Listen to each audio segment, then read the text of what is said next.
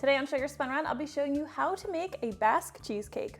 Hey Sugar Spun Bakers, Sam here, and today I am so excited to be sharing another carefully tested and well-researched recipe. This recipe was one of my most expensive to perfect ever. I think I went through over 52 bricks of cream cheese trying to get it just right, but it was totally worth it in the end. I'm really excited to share this one with you. So a Basque cheesecake has a burnt brown top, it has no crust, and it has an impossibly creamy interior. I absolutely love it. Everyone I've shared it with, even though they've kind of thought the top looked a little funny at first, they've loved it as well. I think you're going to love it too.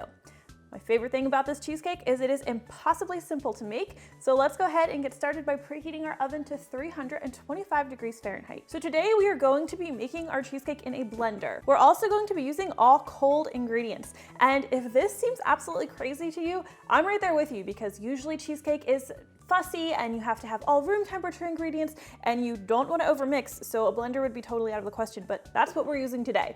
Now, first we're going to add 4 bricks of cream cheese to your blender. Now that's 4 8-ounce bricks, which brings this to 32 ounces of cream cheese. Make sure you're using full fat cream cheese. I really recommend using Philadelphia brand. I've had the best results with that. I'm just going to use my spatula just to scooch that cream cheese towards the bottom of the blender. Next, we'll add 2 cups of granulated sugar, 1 cup of cold heavy cream. We'll be adding 4 large eggs, and ideally these would be cold as well. 2 teaspoons of vanilla extract. And I also like to add just 3/4 teaspoon of salt. All right, let's put a lid on this blender, and we are just going to blend everything together until the mixture is completely smooth.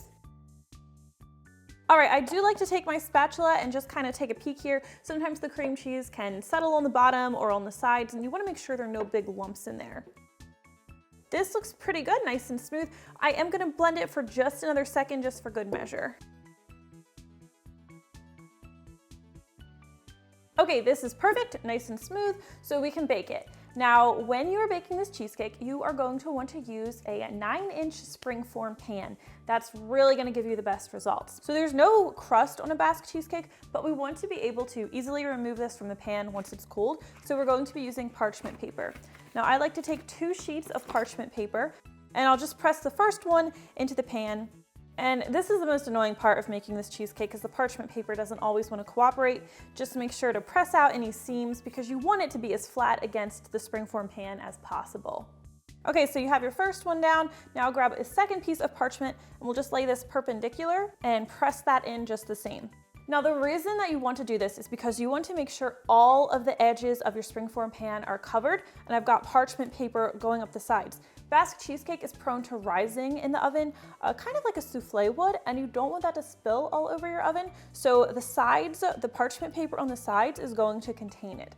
I'm just pressing it down right here, right now, so you can get a good look at it, but I'll pop those sides back up before I bake it. Okay, go ahead and pour your cheesecake into the baking pan.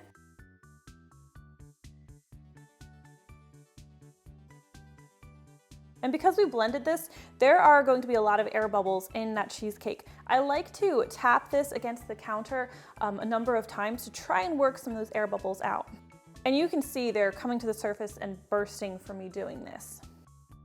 Okay, so now this is going to go into our 325 degree Fahrenheit oven, and it's going to bake for 35 minutes. Now, once those 35 minutes have passed, you are not going to open the oven. What I want you to do is turn your oven temperature up to 500 degrees Fahrenheit.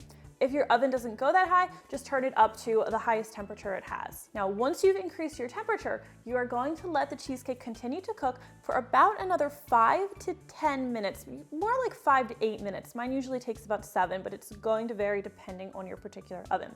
Now, in these 5 to 10 minutes, you are going to want to watch that cheesecake through the door of your oven very carefully, and you're going to look for it to turn a beautiful dark brown color. You may notice while you're watching it that there are going to be some big bubbles bubbles forming, the cheesecake may be rising. This is all fine and expected. This is why we put that parchment paper up the sides of the pan. Now, once your cheesecake has turned that nice dark color, you're going to carefully remove it and place it on a cooling rack. Now, it should be really jiggly. Take a look at this. You see that jiggle? That's exactly how it should look. Now, you may think that this cheesecake is underbaked, but it's not. It's actually been cooked to a perfect custard-like consistency. If you temp it, the temperature should exceed 160 degrees, meaning the eggs are cooked and safe to eat, so you don't need to worry about that. We'll let this cheesecake cool at room temperature for about an hour or so until it's no longer warm to the touch, and then you can transfer it to your fridge, where you'll want to let it sit for a minimum of 5 hours and preferably overnight. I prepared a cheesecake last night so that I can cut into one and show you on camera. Take a look at that texture. It is incredibly smooth and creamy, but it's still holding the slice shape pretty nicely. I'm just going to use my pie server to just kind of scooch that onto my plate. And that is how you make Basque cheesecake at home. I really recommend you head over to my blog post for this one. I have tons of tips and tricks, a whole troubleshooting section in case you do run into any issues, as well as instructions to make this with a mixer if you don't have a blender that's large enough. I really think you're going to love this one. It's super easy and I can't wait for you to try it at home. As always, please let me know what you think. Thank you so much for watching, and I'll see you next time. Okay, see this?